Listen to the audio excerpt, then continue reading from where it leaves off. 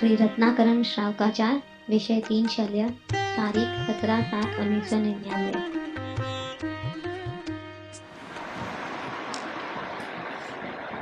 नमो अजंतानम नमो सत्तानम नमो आयर्याम नमो विभुचारा नमो वेरे सर्वसाम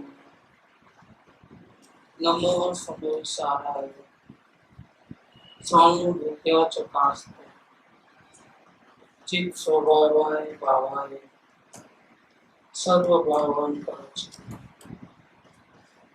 मंगलम भगवान वीर मंगलम गौतमोनम मंगलम कुंद कुंडालु जयं धर्मस्तु मंगलम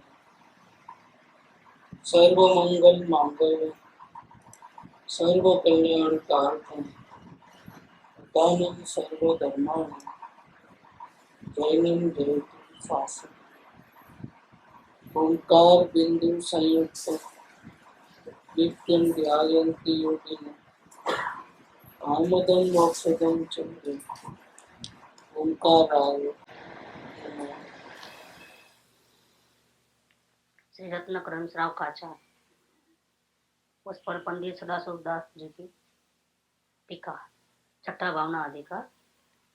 इसमें व्रतों का स्वरूप समय दृष्टि को पंचम गुणस्थान नहीं आता है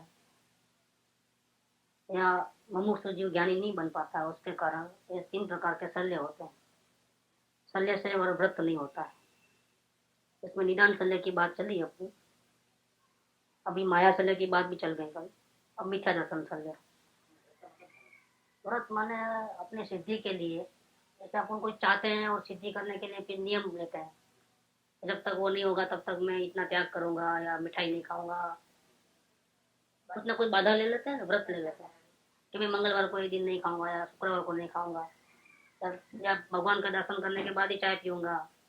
ऐसा कुछ ना कुछ व्रत रहता है अपनी कार्य सिद्धि के लिए। हाँ, व्रत व्रत का नहीं, सिद्धि के बिना तो कोई प्रयत्न करता ही नहीं है। तो इसका मतलब क्या है नियम रखने का? फिर तो कोई बिना वजह कोई कार्य करने का तो कोई मतलब ही नहीं रहता है। तो बिना वजह भी करते हो तो क्यों करते हो, उसका भी कुछ वे। हाँ हाँ, बस हो गई ना बात, धर्म के लिए कर रहे हो तो बात आ गई ना। धर्म देखो, बिना प्रयोजन तो कोई एक कदम भी काम नहीं करेगा। कुछ ना कुछ प्रयोजन होता है माइंड में, कोई स्पष्ट नहीं होता है कि इसके लिए करें, लेकिन कुछ देखा देखी करते हैं तो भी वो हाँ कुछ भी होता है तो उससे फायदा होता होगा। अब हमको नहीं मालूम, बड़े लोग करें हम भी करें, देखा देखी भी करें। तो व्रत कोई भी व्रत के अलावा कोई भी कार्य जीव बिना प्रयोजन नहीं करता है, प्रयोजन रखते ही करता है कोई भी कार्य। यहाँ व्रत का जो डेफिनेशन दिया है वो, जिसको शल्यों का अभाव हो जाता है वो व्रती है। क्या मतलब कार्य व्रती का मतलब कार्य सिद्धि करने का अधिकारी, ये समझ लो। क्योंकि कार्य सिद्धि करने में रोकता कौन है हमारे? जैसे हमको बहुत जल्दी से भागना है कोई कार्य करने के लिए, जल्दी पहुंचना है, रोकेगा कौन? गिरदी रोकेगी। हाँ, इच्छा में आया, निदान शल्य आया, नहीं होता है। सिद्धि की भावना होती है, सिद्धि की भावना होती है, और उसके लिए जो हम पुरुषार्थ करते हैं, वो पुरुषार्थ में 3 प्रकार के जो शल्य हैं वो रोकते हैं जो हमारी गलतियां हैं। नहीं, अगर हमारी भावना सच्ची है और पुरुषार्थ सही है तो कार्य हो जाएगा। भावना सही है और पुरुषार्थ भी कर रहे हैं, लेकिन 3 प्रकार की गलतियां हम करते जा रहे हैं अनजाने में, इसलिए हमारी कार्य सिद्धि नहीं होती है। तो सही भावना होने पर भी और पुरुषार्थ करने के बावजूद भी ऐसे कौन से 3 गलतियां कि जिसके कारण से हमारी कार्य की सिद्धि नहीं हो रही है? ये कार्य की सिद्धि नहीं होता है, इसमें जो 3 कांटे हैं वो ये 3 शल्य है। ये 3 शल्यों को निकाले बिना कार्य की सिद्धि नहीं होगी। तो यहाँ पर निदान में 3 बात बताई, प्रशस्त निदान, अप्रशस्त निदान और भोग विलास का निदान। भोग विलास का निदान तो इस धर्म के लाइन में तो कटिंग ही कर देना, उसमें तो कोई मतलब ही नहीं। अप्रशस्त में क्या है कि केवली सभी बनते हैं, हम तो तीर्थंकर बनेंगे, मुनि सब बनते हैं, हमको गंधर्व बनना है, ऐसा कोई निदान करके धर्म करते हो तो वो अप्रशस्त होगा। और प्रशस्त में क्या है कि हमको किसी भी हालत में धर्म करना है, लेकिन सब हमको सपोर्ट करे, सत्संग मिलता रहे, सदगुरु का रिस्पॉन्स मिलता रहे, घर में भी सब अनुकूल रहे। क्या ऐसी जो निदान करते हैं वो है आत्म भावना के अनुरूप है, लेकिन दूसरे पे डिपेंडेंट होने के कारण से वो प्रशस्त निदान में आता है। निदान तो सब कांटे हैं, क्योंकि इसका मतलब होगा कि जब तक वो आपको सपोर्ट नहीं करेंगे तब तक आप रुके रहोगे। मतलब भावना सच्ची है, पुरुषार्थ भी करना है, लेकिन आप रुके हुए क्यों हो? कि भाई मेरा मेरे घर में मैं मना कर रहे हैं, या हमारा पार्टनर मना कर रहा है, उनको ये तकलीफ हो जाती है, या हमारे आजू बाजू वाले का ही है, या हमारा समाज का है, या हमारा संप्रदाय का है, या हमारा शरीर बीमार रहता है, वो सब अनुकूलता होवे तो मैं करना चाहता हूँ। तो ये तीन कांटे हैं। ये निदान सबसे बड़ा है। निदान में तीन प्रकार में आत्म कल्याण करना है, और आत्म कल्याण के लिए अनुकूल वातावरण तैयार करना है। तो अनुकूल वातावरण मिले ऐसी जो चाहना है वो प्रशस्त निदान है, कांटा है वो भी एक। और अप्रशस्त निदान वो तो जो अपनी अनहोनी बात है। धर्म करने के लिए हमको तीर्थंकर पद की क्या जरूरत है, और चक्रवर्ती पद की क्या जरूरत है? आप आत्म शांति के लिए धर्म करो। पद में धर्म थोड़ा है, पद में शांति थोड़ी है, शांति तो आत्मा में है। आप उसकी चाहना छोड़ करके चक्रवर्ती बनना है, तीर्थंकर बनना है, बात कहाँ से आई? तो अप्रशस्त है। और भोग विलास की तो बात इस लाइन में होती ही नहीं है। कुछ भी ऐसी चाहना करना वो तो होता ही नहीं है। तो तीन प्रकार की निदान संदेह वो कांटे हैं जो हमारी भावना सच्ची होने पर भी हमको सफल होने नहीं देते, पुरुषार्थ करने नहीं देते। इसलिए तीन कांटे हैं। इसमें निदान संदेह की ये बात निकली। इसमें माया संदेह रहता है। माया संदेह में क्या होता है कि हमको ऐसा लगता है कि हमारी भावना सच्ची है और हम जो मेहनत कर रहे हैं वो ठीक कर रहे हैं, लेकिन आगे नहीं बढ़ पाते हैं। तो इसका मतलब क्या हो गया कि गहराई में जाकर के कहीं भी मुख में राम बगल में छुरी है, किधर भी ऊपर से एक्टिविटी अच्छी होने से, जो मेजोरिटी हमारे भाव जो अच्छे होने के कारण से हमको ऐसा धोखा हो गया कि हमारी भावना सही है। लेकिन गहराई में जाके देखोगे तो मुख में राम बगल में छुरी है, माया चल रहा है। कभी कभी जीव को तो मालूम पड़ता ही है, ऐसे तो अच्छी तरह से देखे तो कभी कभी ये चीज ऐसी होती है कि लोगों को मालूम ही नहीं पड़ती, लोगों को धोखा हो जाता है। हम तो बिल्कुल सही चल रहे हैं, इतना भोग दे रहे हैं, सारा दिन ऐसा करते हैं वो करते हैं, लेकिन कहीं भी रहता है तो गड़बड़ होता है। कहीं भी का मतलब क्या? भावना में खोट किस प्रकार की होती है कि हमको तो सबसे पहले आत्म कल्याण ही करना है। ऐसे तो संसार में हमको बहुत काम है, लेकिन जब आप बोलते हो कि 6 महीने में हो जाता है तो सबसे पहले तो हमको यही कार्य कर लेना है, बाकी का काम हम बाद में करेंगे। ये बाद में करेंगे वाला जो आया ना, भावना में कमी। क्या दूसरा काम आत्म कल्याण होने के बाद में करूंगा, ये माया फल है। इतना बारीक इसका स्वरूप है, उसको पता लगाना बहुत मुश्किल है। लोगों को अवलोकन और वेद ज्ञान रुक गया है इसके कारण से। ये छोटी सी गलती लगती है। अब दूसरों को लगेगा कि देखो कितनी अच्छी भावना वाला है जी, तो उसको आत्म भावना पहले करना है, आत्म कल्याण पहले करना है, संसार का बाद में। लेकिन संसार का बाद में भी करना है ना, हो गया। और भावना में खोट है वहां पर। ये भावना परफेक्ट होने के लिए ही अवलोकन है कि अवलोकन से बारीक अपनी जो गलतियां हैं वो हम समझ पाए, उसका नुकसान समझ पाए, और अपने फायदे के लिए, अपने फ्यूचर के लिए, वर्तमान और भविष्य को सुधारने के लिए बेहतर है कि हम अभी से उसको छोड़ देंगे। आपको लड्डू दिया जाए लेकिन उसमें बोले थोड़ा सा जहर डाला है, लेकिन है बहुत सुगंध वाला मीठा, क्या क्या करोगे? बादाम पिस्ता का है लेकिन थोड़ा सा जहर डाला है, बोलो क्या करोगे आप? नहीं, खाना ही पड़ेगा, आप तो मेहमान हो हमारे। ये मेहमान है, क्या कर रहे हैं हमारे? टच भी नहीं करोगे उस लड्डू को, उल्टा वो लड्डू खिला रहा है, आप उसको गालियां दो, ज्यादा जबरदस्ती करोगे मारने को भी दौड़ोगे, क्योंकि भाई क्या मारने कर बैठे हैं कि क्या बात है? नहीं होता है ऐसा। ऐसा जिसके फल में हमको दुख मिलने वाला है, वो जो हमारा ही दोस्त है वर्तमान के। ऐसे जो दोस्त जिसके कारण से भविष्य में हमको तकलीफ होने वाली है, तो उसको दोस्त को क्यों पाल के बड़ा करना? ऐसा, लेकिन वो खुद समझे तो होगे, कोई बोले तो नहीं होगे। खुद ही अपने अवलोकन में अपने दोस्त को देखना, हमको कहाँ कहाँ मोह है, कहाँ रुचि है, कहाँ अरुचि है। रुचि भी बाधा रूप है और अरुचि भी बाधा रूप है, समझ लेना। दोनों भी न्यूट्रल रहना चाहिए हमारे को हर हाल में, क्योंकि कर्मों को उड़े को तो हम आगे पीछे कर नहीं सकते। रुचि होंगे तो भी गड़बड़, और अरुचि होगी तो भी गड़बड़।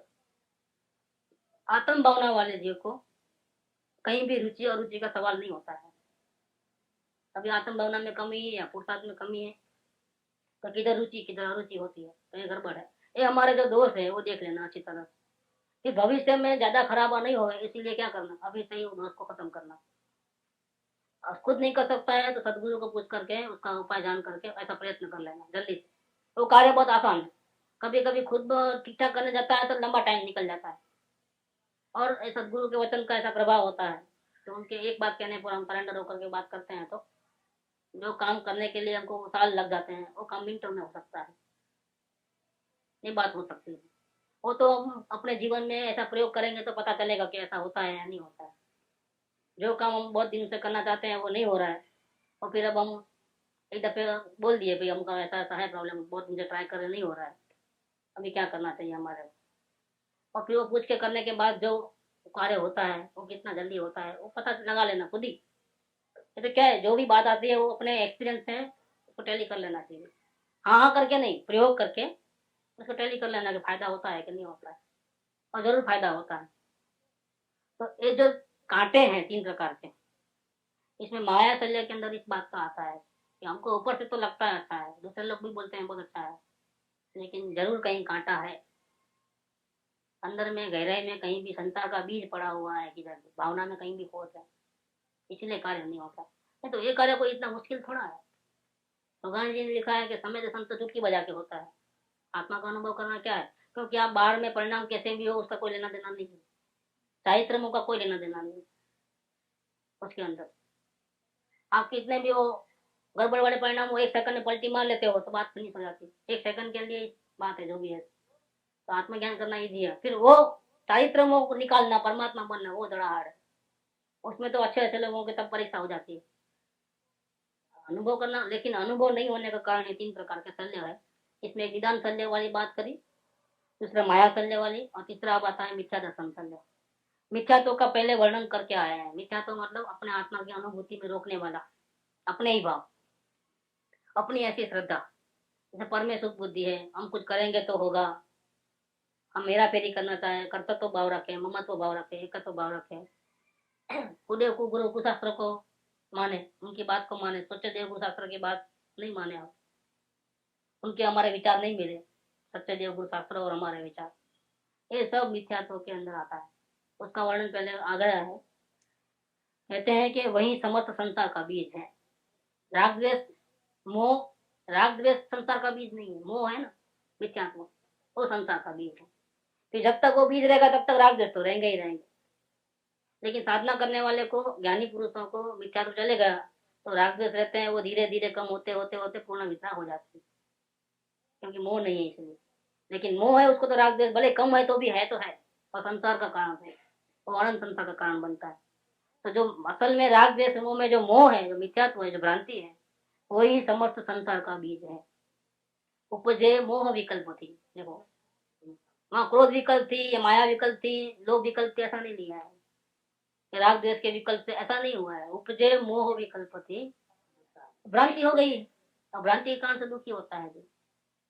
और भ्रांति का दुख बहुत बड़ा होता है। जैसे भ्रांति का एक एग्जाम्पल दे देते हैं, हम आईने में देखते हैं और चेहरे पे दाग है, और हमने माना कि आईने में दाग है, यहाँ गलती क्या हुई, दाग तो दाग दिख रहा है लेकिन यहाँ नहीं मान करके वहां माना, अब क्या होगा।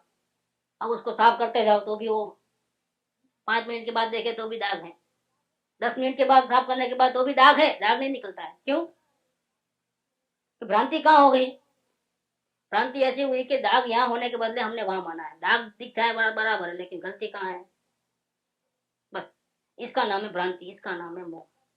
तकलीफ हो रही है आत्मा को, हम इलाज किसका कर रहे हैं, संयोगों का, फेरा फेरी किस में कर रहे हैं। अशांति यहाँ है, डर यहाँ अंदर आत्मा में है, और हम किसको हटाने का प्रयत्न कर रहे हैं, किससे भागने का प्रयत्न कर रहे हैं। अच्छा भागने से भाग जाओगे क्या, जैसे मृत्यु का भय सभी को है, मान चलो कौन चाहेगा अपना मौत, निरंतर डर रहता है, ठीक है।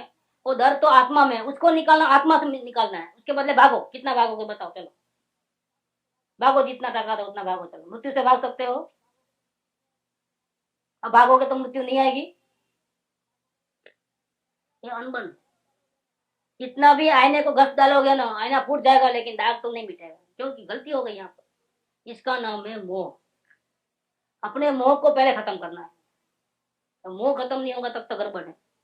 तो यहाँ कहते हैं कि मिथ्यात्व का पहले ही वर्णन बहुत हो चुका है, इसलिए ज्यादा वर्णन यहाँ नहीं करते हैं। इतना ही कहते हैं कि यही समस्त संसार का बीज है। आत्मा का अनुभव नहीं होने में जैसे निदान होता है, इच्छा है, और जैसे माया होता है, काम तो करना है लेकिन कहीं खोट है भावना में, और तीसरा है मिथ्यात्व माने भ्रांति, कि काम करना है, तैयार भी है, कोई इच्छा नहीं है दूसरे काम के अलावा कोई और दूसरी, और भावना भी सच्ची है, उसमें कहीं कपट नहीं है, तो भी भ्रांति हो गई है। देखो निदान वाले को तो भावना ही नहीं, क्योंकि उसकी दूसरी इच्छा है, आत्मकल्याण की इच्छा नहीं। उसको चक्रवर्ती बनना है, तीर्थंकर बनना है, अनुकूलता चाहिए संसार की, सब हमको सपोर्ट करना, हम धर्म के रास्ते पे जा रहे हैं तो जब तक प्रतिकूल होंगे, जब तक हम प्रति अनुकूलता नहीं कर लेंगे, तब तक धर्म कैसे करेंगे। तो उसको तो नाम भले धर्म का लेता है, लेकिन इच्छाएं सब कैसी है, संसार की इच्छा है। वो फेरा फेरी करे बिना, सब शांति हुए बिना वो धर्म कर ही नहीं पा सकता। दूसरे वाला माया वाला जो है वो प्रयत्न कर रहा है, लेकिन भावना में गहराई में कहीं खोट है, दिखावा है सिर्फ, तो भावना में कमी है। और यहाँ जो है कि भाव इच्छा दूसरी नहीं है आत्मकल्याण के अलावा, मुख में राम बगल में छुरी भी नहीं है, लेकिन भ्रांति हो गई है, क्या करोगे, रास्ता नहीं सुधरा है। तीसरा संदेह भ्रांति के कारण कि कहाँ हम ऑपरेशन करें उसका पता ही नहीं चल रहा है, और काम जरूर कर रहे हैं तो मतलब उल्टा ऑपरेशन चालू है। क्या उल्टा ऑपरेशन क्यों चालू है, कि हमको भावना सच्ची है तो प्रयत्न तो करते ही है, लेकिन सही करने के बदले भ्रांति के कारण से उल्टा कर लेते हैं। सुख के लिए उपवास करना, दान देना, पूजा करना, भक्ति करना, सुख के लिए गुरु के चरण पकड़ लेना, गुरु आप ही तारो, रोते रहना, ये सब क्या है, ये भ्रांति है। ऐसा करने से नहीं होता है आत्मकल्याण। किसी शास्त्र में ऐसा नहीं लिखा है कि ऐसा करने से आपका आत्मज्ञान हो ही जाएगा, नो गारंटी। कार्य तो उपादान से ही होता है, निमित्त से कभी होता, निमित्त तो सिर्फ अपने को रास्ता दिखाने वाला है। कोई भी शास्त्र, जैनागम में कोई भी शास्त्र में ऐसा नहीं लिखा है कि आप नमस्कार मंत्र का पाठ कर लोगे या जाप कर लोगे 1.25 करोड़ तो आपको आत्मज्ञान हो जाएगा, बिल्कुल नहीं, गलत बात है। लिखा है तो जैन शास्त्र नहीं हो, रागी शास्त्र है। तो एक तो आप उल्टे हो ही और बाकी फंस जाओगे, एक तो आप संसार में भटक ही रहे हो, बाकी और फंस जाओ, उल्टे रास्ते पे चलोगे। ये भ्रांति वाला रास्ता है, स्वयं को नहीं मालूम है, इसलिए हमको भी उल्टा रास्ता बता रहे हैं। तो इतना उपास कर लो हो जाएगा, नहीं होता है। राग द्वेष कम नहीं होते हैं, वो कहाँ से होगा, शांति कहाँ से मिलेगी। देखो ये उल्टा रास्ता है। यहाँ कहते हैं कि यही समस्त संसार का बीज है, मिथ्यात्व के प्रभाव से अनंत अनंत परिवर्तन किए हैं। परिवर्तन कहो परावर्तन, असल में शब्द शास्त्र का परावर्तन, परावर्तन का तो बहुत बड़ा चक्कर है, वो सुनोगे तो चक्कर आ जाएंगे, ऐसा है। उसके 5 भेद होते हैं, द्रव्य, क्षेत्र, काल, भाव और भाव। क्या अब एक भाव की बात ले, भाव की, तो भाव में क्या है कि 84 लाख योनि होती, 4 गति होती है। एक एक भाव में वो अनंत अनंत बार, एक एक योनि में अनंत अनंत बार जन्म मरा है। इसका ना तो कितने 84 लाख योनि, और एक एक योनि में कितनी बार जन्म मरण हुआ है, तो कितना कितना काल तक भटका है वो, इसका कोई हिसाब किताब नहीं है। काल चक्र की बात ले तो वो भी बहुत चक्कर आ जाती है, कि जो आ रहा है जो उत्तर पीढ़ी और अवसर पीढ़ी, उसमें जो पहला आ रहा है समझो स्टार्ट होता है, उसका जो पहला समय है उसमें पैदा हुआ, वो जन्म लिया, उसमें जन्म लिया, हाँ। फिर बीच में समझो दूसरे कभी टाइम में जन्मा, वो नहीं गिनना। फिर सेकंड टाइम जब सब घूम घूम करके वापस पहले आ रहे में जब दूसरे समय में जन्म होता है, वो गिनती में आएगा, ठीक। फिर और कुछ किया, वो नहीं गिनना। फिर वापस पहले आ रहे में तीसरे समय में पैदा हुआ ना, वो गिनती करना। ऐसा 1 2 3 ऐसे कितने भाव किए काल चक्र में, अनंत। उसको बोलते हैं काल चक्र, काल काल परावर्तन। अभी ये परावर्तन शब्द लिया, अभी तो 2 ही गिने हैं, वो भी विस्तार नहीं किया है क्योंकि चक्कर आते बेकार। ऐसे कितने अनंत अनंत अनंत लिखा है, शब्द क्या लिखा है, अनंत अनंत। 1 2 परावर्तन नहीं किया, ऐसे अनंत अनंत परावर्तन कर चुका है। किसके प्रभाव से, मिथ्या दर्शन के प्रभाव से। या समझो सम्यक दर्शन नहीं हो रहा इसके कारण से, आत्मा का दर्शन नहीं हुआ इसके कारण से, ये सब गड़बड़ हुई। मिथ्यात्व का जहर उगले बिना सत्य धर्म में प्रवेश होता ही नहीं है। अतः मिथ्यात्व शल्य को शीघ्र ही त्यागो। अब ऐसा जहर हमारे भावों में पड़ा है, कहाँ पड़ा है, मिथ्यात्व कहाँ है, बाहर तो नहीं है कि जो गोली लेके मार डाले या बॉम्ब डाल के डाल दे उसको, ऐसा तो नहीं, नाश नहीं कर सकते, कैसे करोगे। ये मिथ्यात्व कहाँ पड़ा हुआ है, अपने परिणाम में पड़ा है, पर तो सबसे बड़ा कांटा है। आत्मदर्शन नहीं होने में सबसे पहले निदान, सेकंड में माया, और थर्ड में ये मिथ्यात्व। निदान माने आत्मा में सुख नहीं है, सुख बाहर कहीं है, इसलिए उनकी इच्छाएं करना बाहर में। व्रत इसलिए कि हम कार्य सिद्धि हैं पूरे चीजों को। हाँ, व्रति से है, व्रत का स्वरूप, व्रत का स्वरूप से लेकर के फिर तीनों शल्यों की बात इसलिए ली कि ये व्रत को, 3 शल्य जिसको होते हैं उसको व्रत नहीं होता है। शुरुआत वहां से हुई है, व्रत करना। धर्मों का स्वरूप बताने के बाद व्रत का स्वरूप बताया। धर्म तो एक शांति है, और वो शांति सबको चाहिए, उसके लिए व्रत करना पड़ता है प्राप्त करने के लिए। लेकिन व्रत करने के लिए, नियम रखने के लिए कौन रोक रहा है हमारा? ये 3 प्रकार के शल्य रोक रहे हैं। अपने आत्मा में सुख नहीं है, सुख बाहर है, इसलिए निदान करना, इच्छाएं करना, तो पहला शल्य। फिर बाहर में तो कहीं नहीं है, हमको आत्म कल्याण करना है, लेकिन आत्म भावना में कहीं खोट रह जाए गहराई में, वो माया शल्य है। ऊपर से लगे कि हम तैयार हैं आत्म कल्याण करने के लिए, हम पर गतिविधि पे सारा, हमको कोई इच्छा भी नहीं, आत्म कल्याण की इच्छा है, लेकिन 99.99 इच्छा है, 0.01 में कहीं खोट है, उसका नाम है माया शल्य। और तीसरे में दोनों निकल गए, मतलब भावना की प्योरिटी है, पुरुषार्थ भी कर रहा है, लेकिन भ्रांति होने के कारण से पुरुषार्थ उल्टा हो रहा है। देखो, इच्छा दूसरी नहीं है, कोई कपट भाव भी नहीं है, माया भी नहीं है, पूरी भावना है, लेकिन जब पुरुषार्थ है वहां गलती हो रही है। पुरुषार्थ में क्या हो रहा है कि जहाँ वो ऑपरेशन करना चाहिए, ये आँख खराब है तो इसका ऑपरेशन करना चाहिए, इसके बदले इसका निकाल दिया, और आएगा क्या रिपोर्ट में? आँख का ऑपरेशन हुआ है, रिपोर्ट में तो वही आएगा, लेकिन कौन सी आँख और किसका करना था? बस यहाँ गड़बड़ हो गए। ये हुआ भ्रांति के कारण से। भावना सही होती है, जैसे नरसिंह मेहता है, अखा भगत है, कबीर है, मीराबाई है, इन सब लोगों ने अपने आत्म कल्याण के लिए अपनी प्रतिष्ठा को दाव में लगाया है, गरीबी का सामना किया है, गालियों का सामना किया है, परिवार और समाज के सामने लड़े हैं, भूखे प्यासे रहे हैं। तो भावना सही है कि नहीं है? मार्गानुसारी पुरुष का, लेकिन पुरुषार्थ दिनेश्वर का मार्ग नहीं मिला, तो उल्टा काम किया, जैसे भक्ति से मिल जाएगा, 7 दिन भक्ति में रह गए, हो गई बात। ये बात है, ये मिथ्या तो के कारण से हुआ, ऐसे तो हमने भी बहुत किया है। अब ये हमने जिनेश्वर के मार्ग में आने के बाद भी भूतकाल में अनंत बार द्रव्यलिंग धारण किया है। बोलो क्यों किया है? द्रव्यलिंग धारण किया, जैन शास्त्रों का 11 9 पूर्व तक अभ्यास क्यों किया? डूबने के लिए कि सुखी होने के लिए? इतना यम नियम सब करने के बाद, इतनी मेहनत करने के बाद, वो भी 1-2 बार नहीं, अनंत बार किया है, वो भी फिर भी गलती कहाँ रह गई? ये मिथ्या तो गलती रह गई। इसका मतलब क्या? अपना स्वरूप को नहीं जाना होगा, तो जे स्वरूप समझा बिना। इसलिए अभी दूसरा कहीं भी माइंड दौड़ाने के बदले एक ही काम करना, मेरा स्वरूप मुझे कैसे दे। मेरा कोई दूसरा मिशन नहीं है, अब मेरा एक ही मिशन है, मेरा आत्मा मुझे अनुभव में कैसे आवे। उससे सब दुनिया में सब कुछ होता है, अच्छा बुरा गड़बड़ सब होता है, धर्म के स्थान में भी होता है। लो ना, आपको क्या मतलब है भैया? आप क्यों सबको सुधारने को बैठे? हम अपने को सुधार ले, खत्म, दूसरे कोई मगजमारी नहीं। अगर हमने अपने आत्मा को देखा है, समझो इतना पुरुषार्थ हो चुका है, तो परमात्मा बनने की ट्राई करो, दूसरी का मगजमारी करते हो। क्या आपके सुधारने से दुनिया सुधर जाएगी? इसका होनी बदल जाएगी? क्यों इतनी मगजमारी?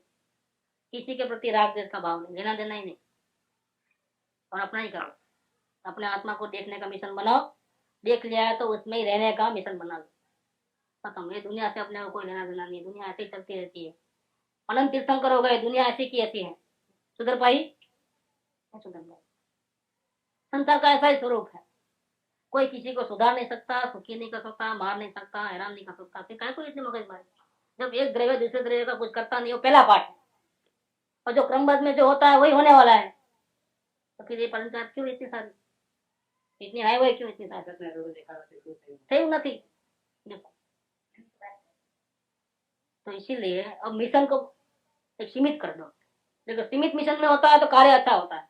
10 काम होते हैं तो कौन सा पहले करें कौन सा बाद में करें, ऐसा सोचने में ही आधा घंटा निकल जाएगा क्या? और एक ही काम है तो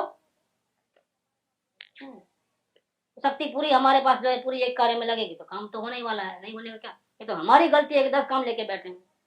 उसमें भी जो मोस्ट इंपोर्टेंट काम है वो कब कहाँ है? फाइल में, आगे के बाद में, सब पेट भरने के बाद क्या?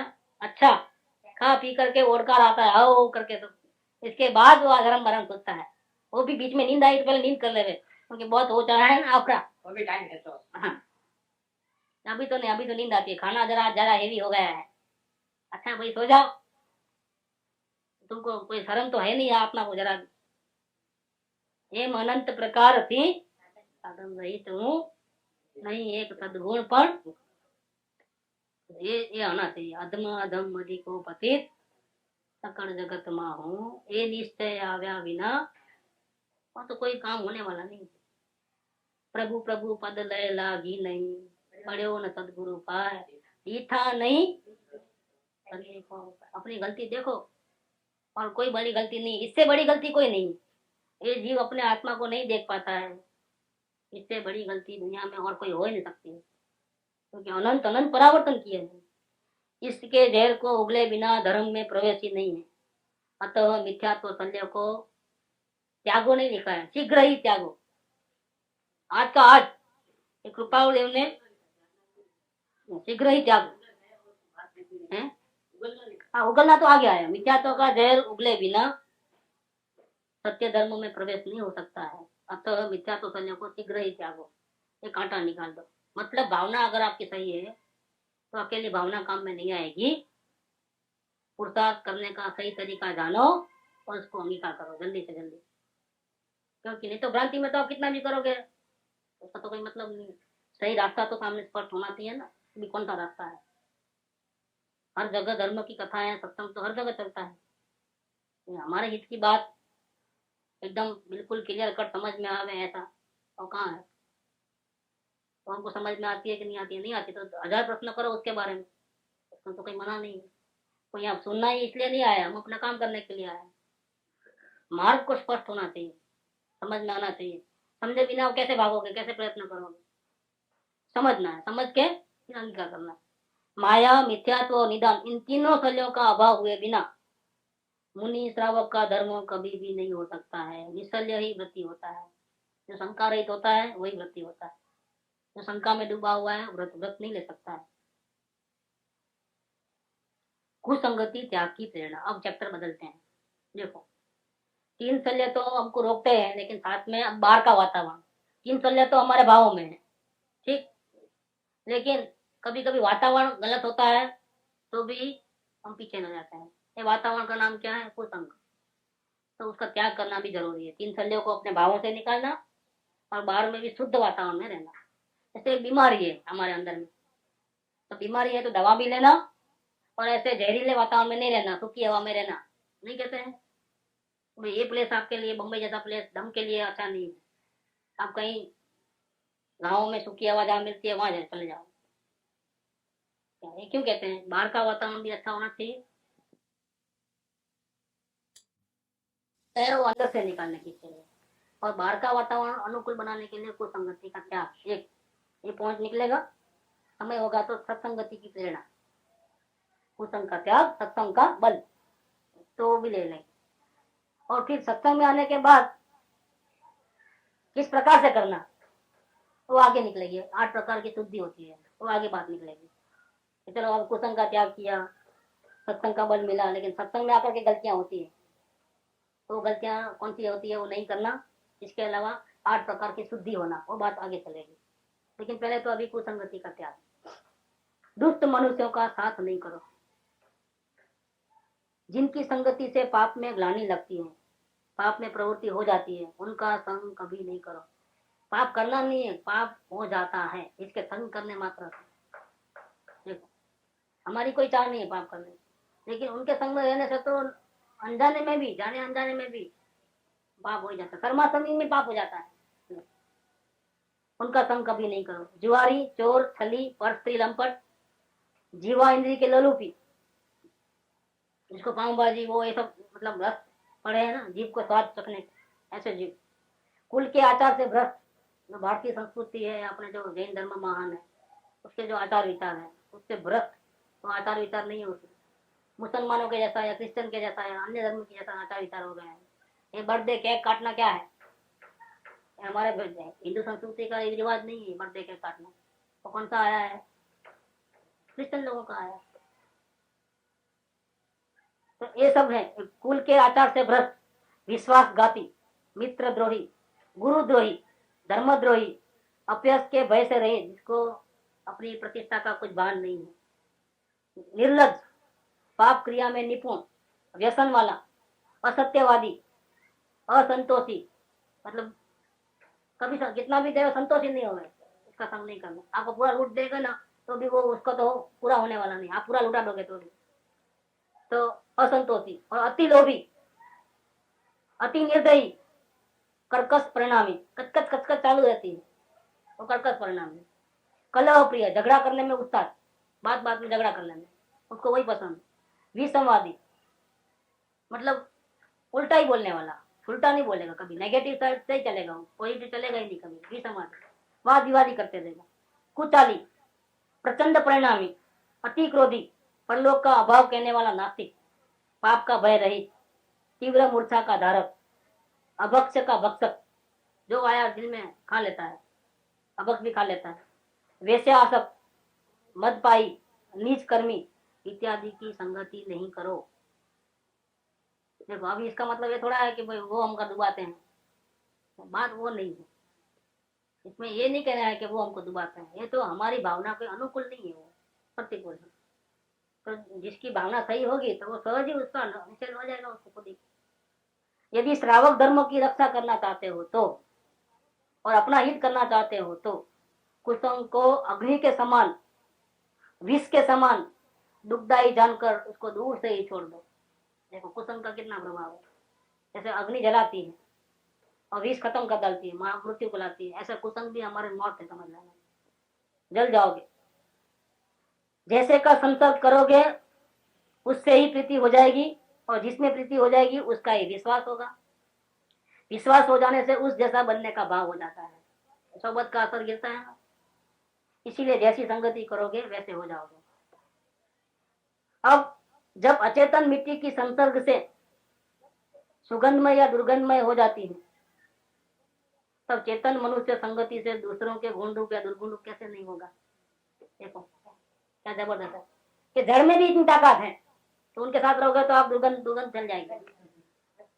हाँ, तो ये तो चेतन है, जड़ तो आपको जबरदस्ती तो नहीं करा रहा दुर्गंध में, दुर्गंध में उसमें तो वो ताकत नहीं है। चेतन में तो वो प्रेरणा देने का भी एक पॉइंट है, वो तो खुद पिएगा बहुत टेस्ट आ रहा है करके बोलेगा साथ में, वो जड़ तो नहीं बोलेगा ना।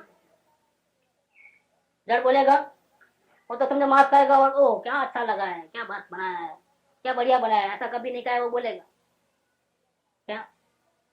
तो चेतन से तो आप फंसी जाओगे, मतलब कहने का। जब जड़ आपको फंसा सकता है तो चेतन क्यों नहीं फंसाएगा आपको, पता ही देगा। दूसरों के गुण रूप या दुर्गुण रूप कैसे नहीं पढ़ना, और जैसा देखते हो वैसा होते हो। एक ज्ञानी का संग क्यों करना, क्योंकि उनकी परिणति देखते हैं तो हम ऐसे होने का प्रेरणा मिलती है। अज्ञानी का संग करते हो, ऐसे गलत लोगों का संग करते हो तो आपको वैसा बनने की प्रेरणा मिलती है। प्रेरणा मिलती है मतलब कैसा कि मैं अकेला थोड़ा हूँ पाप करने वाला, वो भी तो है। हो गई बात।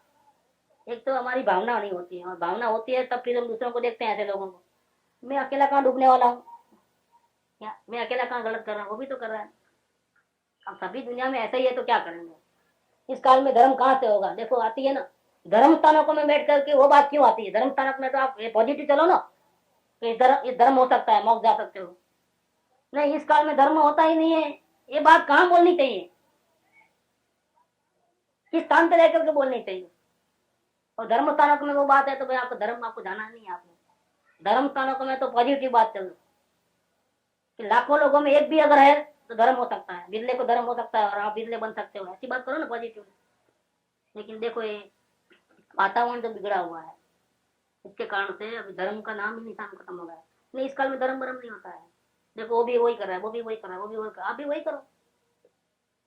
दूसरा कैसे करोगे, आप अकेले सही रास्ते पे चलोगे तो आप अकेले पड़ जाओगे, समाज साथ देगा नहीं, परिवार वाला साथ देगा नहीं, किसी से लड़ोगे, किसी से झगड़ा करोगे। इसीलिए अकेले मत जाओ।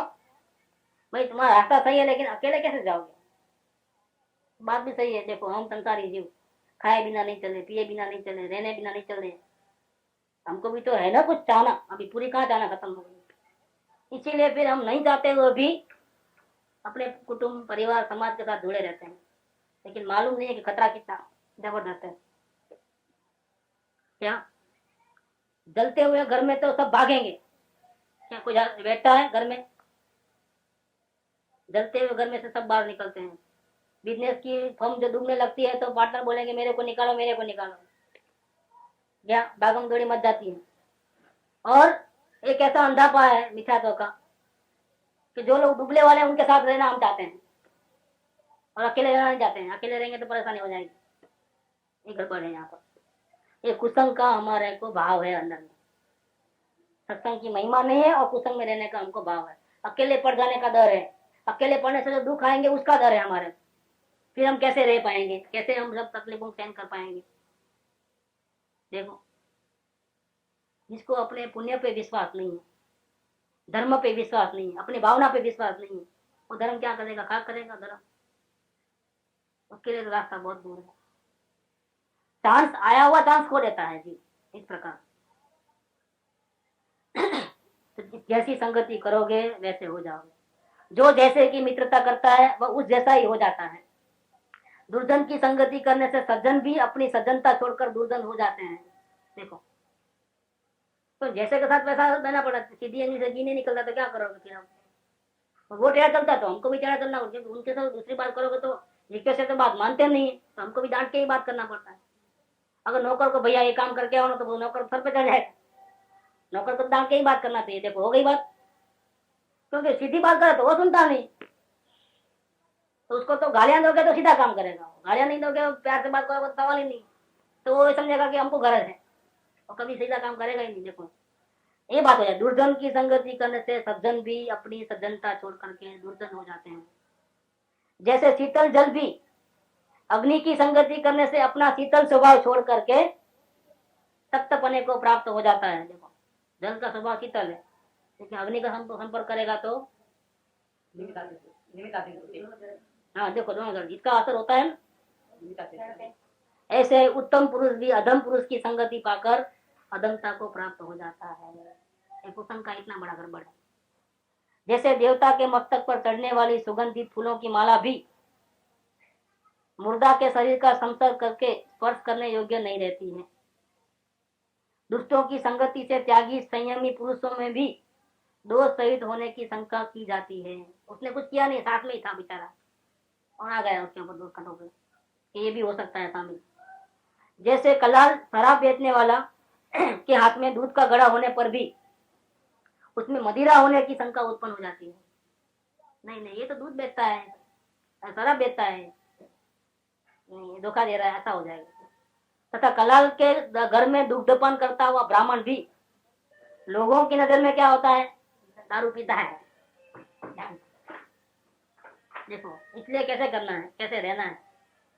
लोग तो दूसरों के छिद्र देखने वाले हैं। संसार के लोग कैसे हैं? दूसरों के दोस्त कहने में आसक्त हैं, उनको वहां मजा आती है। इसमें क्या होता है, थोड़े दिल को तसल्ली होती है कि हम अकेले नहीं हैं गलती करने वाले। ये तो क्या है, स्वयं के दोस्त को देखे तो बहुत पीड़ा होती है, बहुत तकलीफ होती है। अगर स्वयं ने स्वयं के देखो दोस्तों को देखा, वो तकलीफ से बचने के लिए वो क्या करता है, अपने दोस्तों को निकालने के बदले दूसरों को दे देगा। हम अकेले थोड़े हैं, वो भी तो करता है। तो उसके जो हमको दर्द है ना, वो और कम हो जाता है। नहीं तो अपने दोस्तों का दुख तो बहुत होता है। तो हमारे सर पे घर बम गिरे तो तकलीफ, सबके ऊपर गिरे तो कोई तकलीफ की बात नहीं है। सेल टैक्स अगर सिर्फ हमारी दुकान के लिए हो तो तकलीफ है, सभी के लिए तो हमको कोई तकलीफ नहीं है। देखो, है कि नहीं है? रेड फिर हमारे पे अकेले पे क्यों? हम अकेले थोड़े कर चोरी करते हैं, दूसरे भी करते हैं। आपको नहीं मालूम, हमको मालूम, बताते चलो हमारे अकेले को क्यों पकड़ते हो? ऐसा भी होता है। देखो, सबके ऊपर गिरे तो कोई बात नहीं, हमारे अकेले पे गिरे तो तकलीफ है। ये बात होती है। लोग तो दूसरों के छिद्र देखने वाले हैं, दूसरों के दोष कहने में आसक्त हैं। यदि तुम दुष्टों की, दुराचारियों की संगति करोगे तो तुम लोगों में निंदा को प्राप्त होकर धर्म का अपवाद कराओगे। धर्म की निंदा हो जाएगी, कुसंगति भी चालू और धर्म कार्य भी चालू, तो क्या होगा? बहुत बड़ा खतरा है। बहुत बड़ा जिम्मेदारी है धर्म करना बाहर से इस काल में, क्योंकि इस काल में कुसंग ज्यादा होता है।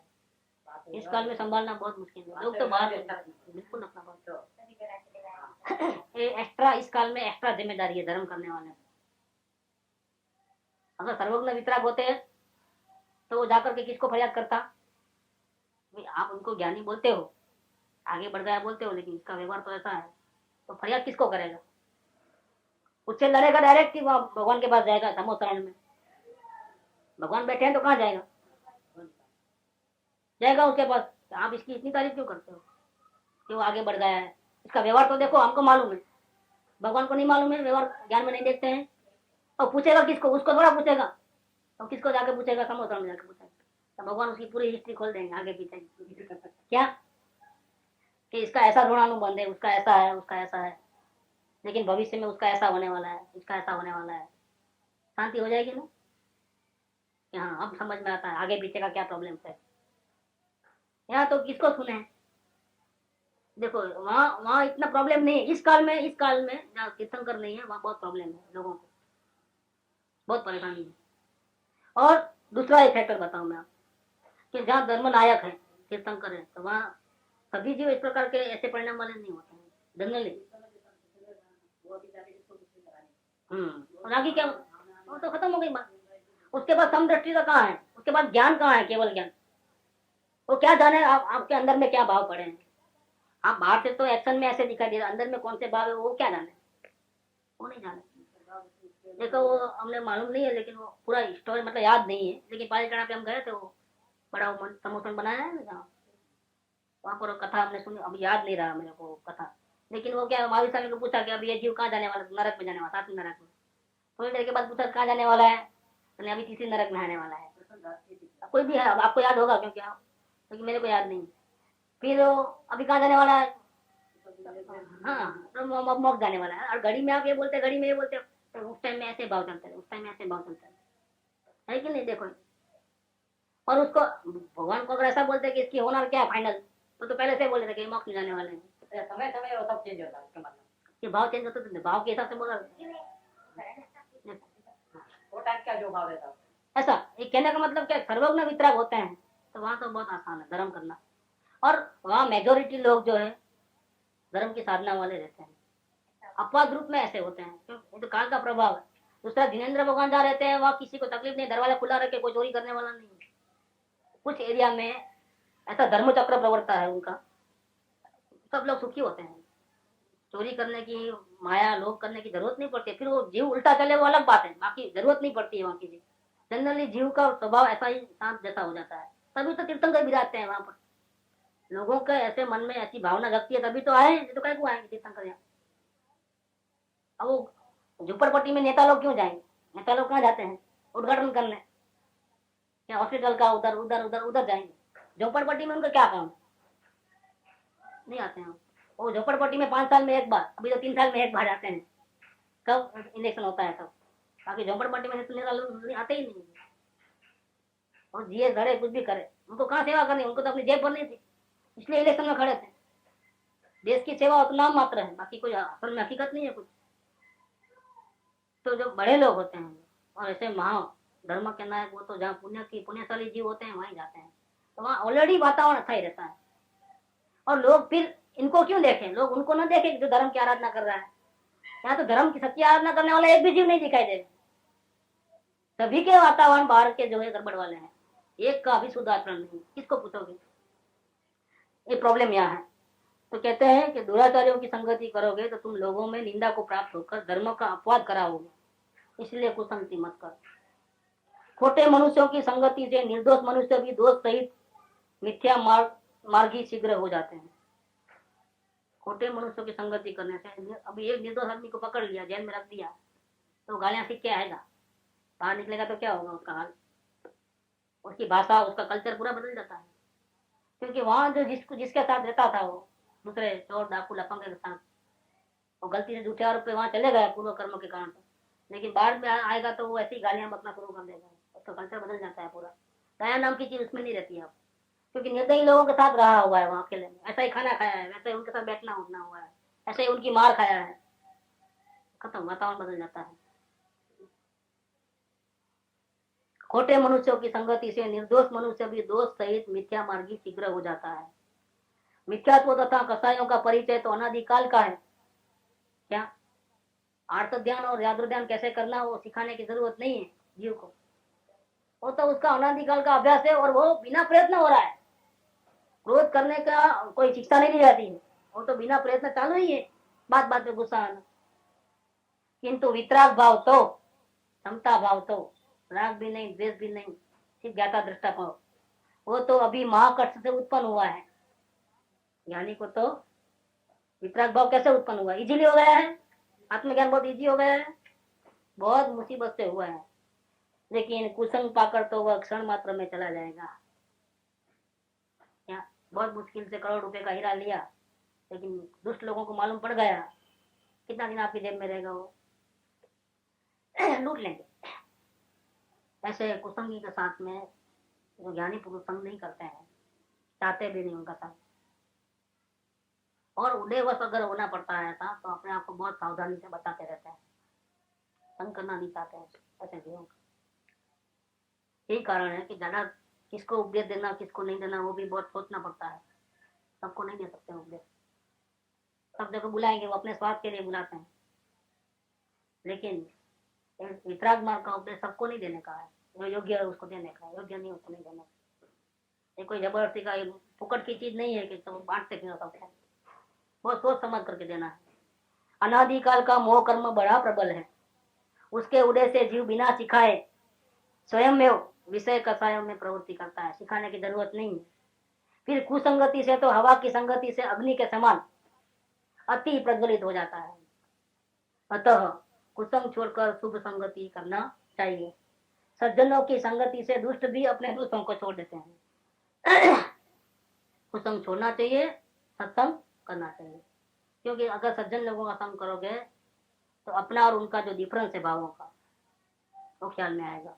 उनकी शांति और अपनी अशांति का मेला जोला होता है, तो हमको सही बात समझ में आती है कि सत्संग करने की प्रेरणा इसीलिए दी जाती है। सत्संग में आपको बड़ी बड़ी बातें जो किताबों में लिखी हुई है, शास्त्रों में, ग्रंथों में, उसका एक जीवंत दर्शन आपको मिलता है कि देखो ये वितराग वाणी में ऐसा लिखा है, और वो तो ये तो लिखा है, ये तो शुद्ध आचरण में, जिसको इसका प्रैक्टिकल नमूना ऐसा होता है।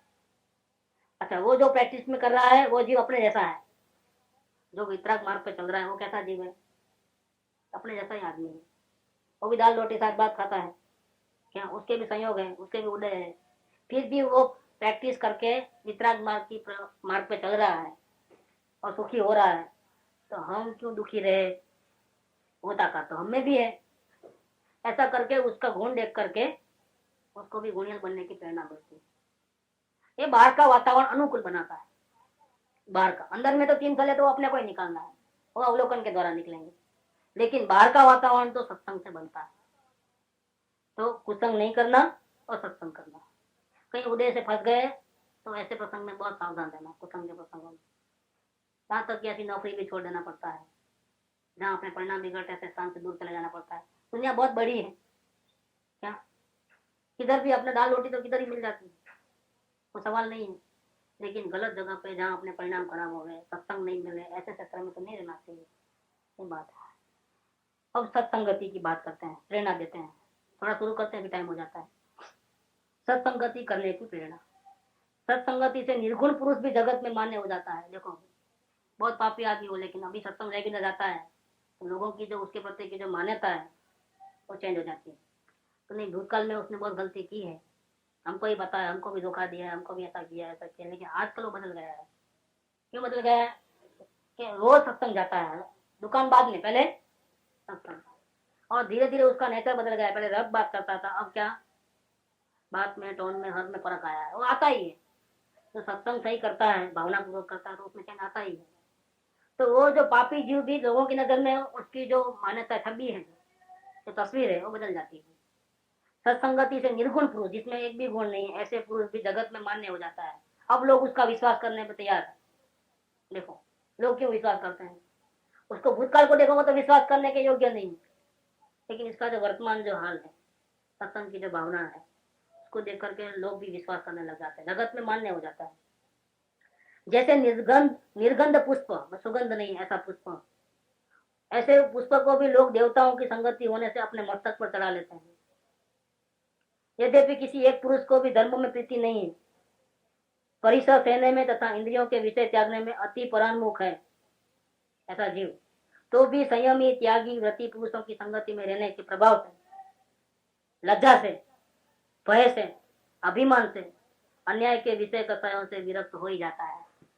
शंका आता है, उसमें वो ताकत नहीं है, लेकिन दूसरों को देखता है वो उपास करता है, वो चाहता है उपास करता है, तो एक बार तो मैं भी कर लूंगा, ऐसा आता है कि नहीं आता है? उसका पावर बढ़ जाता है। नहीं होने की क्या बात है, वो भी मेरे जैसा है, वो 4 उपास 28 कर सकता है, तो मैं एक उपास नहीं कर सकता। ऊपर से वो जहाँ जाता है वहां तो रात दिन वही उपास की महिमा, तो कम से कम आखिरी दिन तो करेगा ही करेगा, कैसा भी मर के करके भी करेगा। वो होता है कि नहीं होता है? खुद में ताकत नहीं है, खुद को प्रीति नहीं है, लेकिन संगति से जो वातावरण बनता है, जो क्रिएट होता है, उसमें वो भी जबरदस्ती शामिल हो जाता है। उसमें लज्जा भी होती है, शर्म आती है खुद को, अरे मैं कैसा हूँ कि मैं नहीं कर पाता हूँ। भय भी होता है कि वो तो आगे बढ़ जाएगा, नरक निगोह से बच जाएगा, मैं मर जाऊंगा, नरक निगम चले जाएंगे। ये भय के कारण से भी ऐसा होता है। ये अभिमान से कि मैं करूंगा तो सब लोग मुझे वाह करेंगे, तो मैं भी सर ऊंचा रख सकूंगा, उसके कारण से भी वो अन्याय के विषय कसायों से विरक्त हो ही जाता है। जो प्रकृति से ही मंद कसाई है, स्वभाव ही इसका ऐसा है, धर्मानुरागी है, पाप से भयभीत होता है। यदि उत्तम संगति ऐसे जीव को मिल जाए तो उसे परम धर्म का ग्रहण हो जाता है। देखो, क्योंकि ऑलरेडी गुण तो है, संसार में तो रुचि है नहीं, प्रकृति से शांत है। ऐसे जीव अगर उसको संगति मिल जाती है सत्संग की, तो क्या होता है, तो उसको आत्मा ज्ञान करने में देर नहीं लगती है, और वह संसार के पार को भी पा लेता है। जिनसे सम्यक धर्म का प्रवर्तन हो, देखो सत्संग किसको कहते हैं, जिनसे सम्यक धर्म का प्रवर्तन हो, जिनकी संगति से अनेक लोग विषय कसायों से विरक्त हो जाए, त्याग संयम तप में लीन हो जाए, ऐसे न्याय मार्गी धर्मचर्या के धारक धर्मात्मा एक पुरुष से ही जगत शोभित होता है, कृतार्थ हो जाता है। देखो, धर्मी भले एक ही जीव हो आत्मज्ञान, लेकिन उसका प्रभाव ऐसा गिरता है कि वो कई लोगों को तारने में निमित्त होता है। जगत की ये शोभा है, जगत की शोभा ताजमहल वगैरह नहीं है, एफिल टावर नहीं है। जगत की शोभा वास्तव में क्या है, जहाँ ऐसे धर्मात्मा विराजते हैं, तो जिसके वाणी से, जिसकी मुख मुद्रा देखने मात्र से, जिसके संग मात्र से हमारे पाप की भावना दूर होती है, शांति की भावना जागती है। वो तो कल्याण के मार्ग पर जा रहे हैं, लेकिन हमारे को भी कल्याण के मार्ग पर चलने की प्रेरणा मिलती है, हम दुर्गति से बच जाते हैं। ये जगत की शोभा है, जगत इससे शोभित है। इसलिए वो गांव को भी धन्यवाद है, उसके माँ बाप को भी धन्यवाद है, नहीं कहते हैं, उसके आसन को, उसके घर को, उसके सुनने वाले को भी धन्यवाद है। ऐसा ज्ञानियों की बहुत महिमा की है, इसी कारण से की है। ऐसे धर्मचर्या के धारक धर्मात्मा एक पुरुष से ही जगत शोभित होता है, कृतार्थ हो जाता है। धर्म रहित विषय कसाई पुरुष बहुत होने से क्या साध्य है, पापी लोग ज्यादा हो तो क्या मतलब है, लेकिन कल्प वृक्ष तो एक ही समस्त वेदना को रहित कर देता है। इसलिए कृपा जी ने कहा ना कि इस काल का मैं कल्प वृक्ष हूँ। वांछित सुख देता है, किंतु विष के बहुत वृक्ष केवल मूर्छा संताप मरण के कारण होने से क्या साध्य है। जहरीले बहुत से वृक्ष हो जंगल में, क्या मतलब है, एक आम का अच्छा पेड़ मिले तो भी अपना पेट भर जाता है। तो एक ही होवे तो बस है, तो अपने को बस फायदा होता है उसके रास्ते पे चलने से, उसके मार्ग पे चलने से, उसकी आज्ञा चलने से अपना जीवन भी धन्य।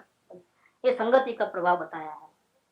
अब आगे जो कहेंगे वो आगे की बात है, सत्संग कुसंग के बारे में, और फिर सत्संग में आने के बाद कौन सी गलती नहीं करना, और फिर आते हैं तो कैसे भाव लेकर के आना, ये अपना इधर चलेगा आगे जाकर। सुख धाम अनंत सुसंत चही, दिन रात रहे तद ध्यान मही।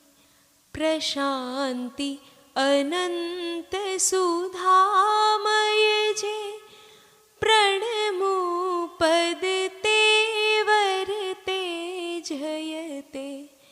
प्रणमो पद